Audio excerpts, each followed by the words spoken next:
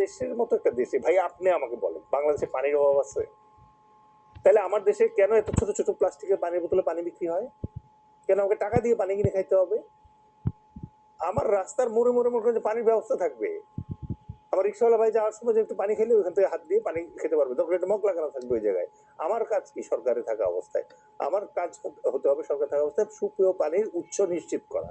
আমার তো ওই পানির প্লাস্টিকের বোতলের ব্যবসায়ীরে মানে অ্যাডভান্টেজ দেওয়ার দরকার নাই, তাই না? আমার দেশের ফুটপাত বেদখল হয়ে আছে, কেউ এগুলো ক্লিয়ার করতেছে না।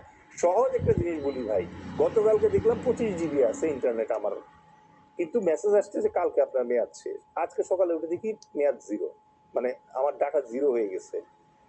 পরে এখন কি করব, মানে আমার তো ইন্টারনেট ইউজ করা লাগবে। আমি একটা 8 GB ইন্টারনেট কিনলাম, চিন্তা করেন আমার 25 GB ছিল, এখন আবার 8 GB কিনতে হয়েছে আমাকে নতুন করে টাকা দিয়ে। তার মানে আমার যে 25 GB ছিল ওই 25 GB থেকে 8 GB কিন্তু আবার বিক্রি করলো আমাকে।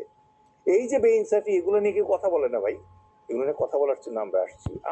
আমাদের কোনো মেগা প্ল্যান নাই, আমাদের প্ল্যান খুব সিম্পল ভাই। ফার্স্ট থিং যেটা আমরা চিন্তা করি সেটা হচ্ছে বাংলাদেশের মানুষের ভেজাল মুক্ত খাবার খাওয়ার অধিকার আছে, আছে কিনা বলেন? অবশ্যই। শিশু খাদ্যে ভেজাল আমরা জিরো করতে চাই, জিরো। মানে শিশু খাদ্যে ভেজাল দিলে পরে তার জন্য সর্বোচ্চ শাস্তি দেওয়া হবে।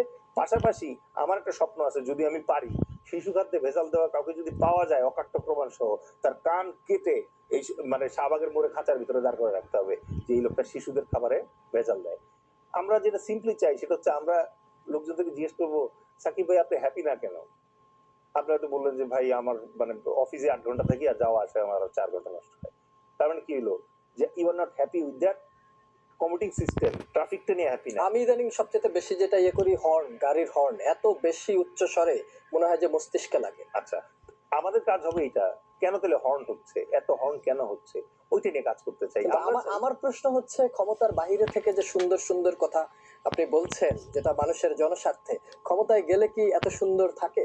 ভাই আমরা তো বিশ্বে মনে করেন যে 1 নম্বর শান্তিরক্ষী দেশ তো আমরাই বানাইছি না, উই আর ডুয়ার্স, আমরা তো করে আসছি।